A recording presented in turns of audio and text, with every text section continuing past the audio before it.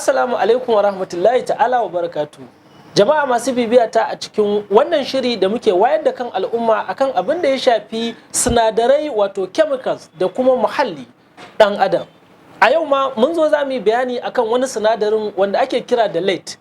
Wato lead wani sinadari ne wanda yake da matukar illa idan dan adam ya ci karo da shi ko kuma dan adam ya shaƙe shi ko kuma ya taru a jikin dan adam. Wannan abin da lead yake haifarwa shi ake kira da lead poisoning wato gubar lead. A yau za mu yi bayani akan wannan guba ta lead. Na farko, gubar lead tana taruwa a jikin bil'adama a cikin gabai daban-daban na bil'adama waɗanda suka hada da kwakwalwa da kuma hanyoyin sadarwa na kwakwalwar. Amma kuma wannan gubar lead ta fi tasiri akan ƙananan yara. Lead yana taruwa a ƙashi ko a haƙori a jikin bil'adama. Lead ana iya gwada yawan lead ta hanyar gwajin jini.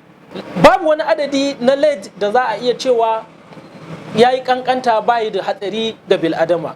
Komi ƙanƙantarsa yana da hatsari ga bil'adama. Lead ya fi shafa ƙananan yara inda yake haifar musu da cututtuka kamar yadda na yi bayani ta hanyar cututtuka, misali kamar cutar da take shafar kwanya